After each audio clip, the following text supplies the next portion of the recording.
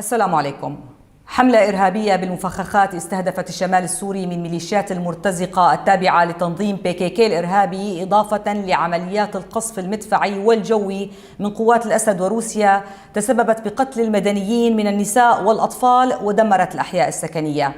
وتهدف هذه الحملات لنشر الفوضى ومنع الاستقرار ونشر حالة إرهابية لتهجير الناس أو منع عودتهم.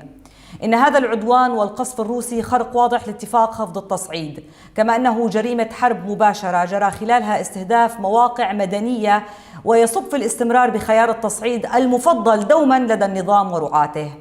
تأتي هذه العمليات والتصعيد في سياق التكامل بين العرقلة والتعطيل للعملية السياسية وبين الإرهاب الميداني، وفي حين يتفق النظام ورعاته على قتل السوريين وخنق أي فرصة للخلاص، نجد تفرق الأصدقاء في المجتمع الدولي وتوانيهم عن اتخاذ موقف فاعل وجدي من أجل إيقاف الجرائم المستمرة بحق السوريين والعمل على إيجاد الآليات المثمرة لتحريك العملية السياسية وعدم تركها رهينة بيد روسيا والنظام وإيران.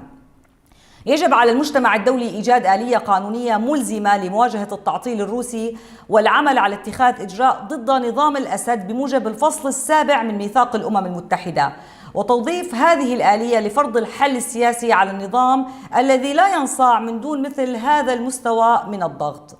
والتذرع بالفيتو الروسي لم يعد مقبولا، خاصة أنه يسبب الاستعصاء المزمن والعجز في مجلس الأمن والمجتمع الدولي، كما أنه يحمل رسالة مكررة يجب أن يستوعبها صناع القرار، وهي أن الحل السياسي ليس من خيارات النظام وحلفائه بأي شكل من الأشكال، وأن إضاعة الوقت هو ما يبحث عنه.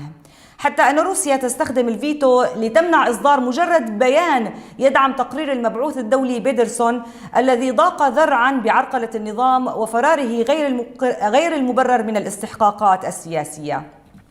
ونجد أن أحد الخيارات المتاحة لنا بل الواجبة علينا يتفق مع الخلاصة التي انتهى إليها المبعوث الدولي أخيرا بالحاجة لمسار سياسي أوسع، وهو متفق مع مطالبتنا بفتح كافة المسارات في الحل السياسي المضمنة في بنود القرار 2254 وعلى رأسها هيئة حكم انتقالي كاملة الصلاحيات.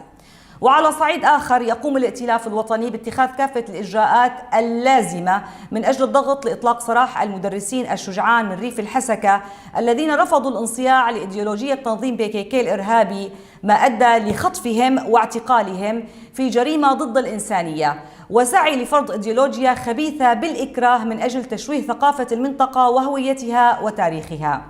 إن النظام يوما بعد يوم يؤكد المؤكد بأنه منفصل عن الواقع، ويروج الآن لانتخابات جديدة، مع أن الجميع يعلم أنه منذ استيلاء هذه العائلة على الحكم لم تعرف سوريا أي انتخابات حقيقية، بل كانت كلها ديكورات شكلية واستفتاءات لا قيمة لها. فحكم الإجرام كان وما زال قائما على ترهيب الشعب وقمعه لا على أصواته الانتخابية.